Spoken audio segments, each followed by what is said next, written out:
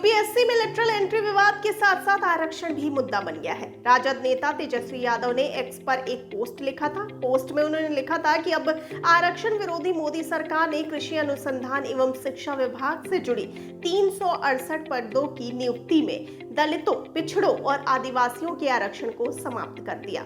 आइए जानते हैं सबसे पहले कि केंद्र की नौकरी में कितना है आरक्षण। तो आपको बता दें कि वर्तमान में केंद्र की तरफ से निकाली जाने वाली नौकरियों में संविधान के अनुच्छेद 16(4) के तहत आरक्षण दिया जाता है। इसके तहत ही अनुसूचित जाति यानी एससी, अनुसूचित जनजाति यानी एसटी और अन्य पिछड़े वर्गों को आरक्षण का प्रावधान किया गया है। मौजूदा स्थिति के मुताबिक राष्ट्रीय स्तर पर अनुसूचित जाति को 15%, अनुसूचित जनजाति को 7.5% और अन्य पिछड़े वर्गों को 27% आरक्षण दिया जा रहा है।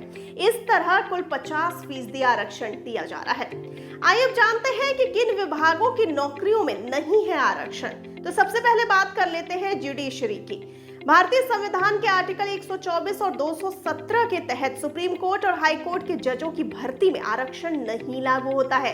तर्क ये भी दिया जाता है कि हाई कोर्ट और सुप्रीम कोर्ट के फैसले नजीर बनते हैं, इसीलिए इसमें अनुभव बेहद मायने रखता है। इसमें आरक्षण को शामिल करके देश की न्यायिक व्यवस्था से समझौता नहीं किया जा सकता। हालांकि सरकार देश के हाई कोर्ट के चीफ जस्टिस से सिफारिश के मामलों में महिलाओं, आरक्षित वर्ग और अल्पसंख्यकों के बारे में विचार करने की बात कह चुकी है।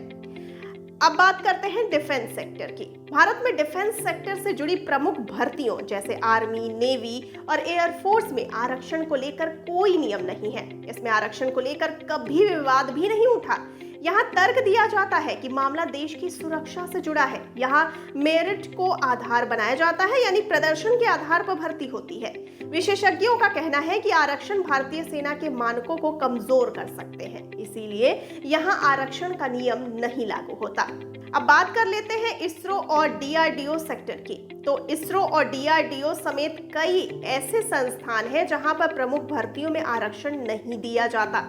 यहां तर्क दिया जाता है कि ये ऐसे संस्थान हैं जो रक्षा और विज्ञान के क्षेत्र में काम करते हैं, ये देश के लिए काम करते हैं। आरक्षण देकर इनके मानकों को प्रभावित नहीं किया जा सकता।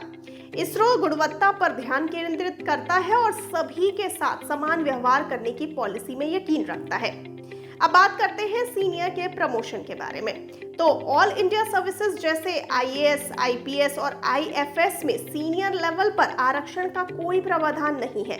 यहाँ बड़े स्तर पर होने वाली पदोन्नति में आरक्षण को आधार नहीं बनाया जाता। ऐसा इसलिए क्योंकि इनके अनुभव और उपलब्धियों को आधार बनाया जाता है।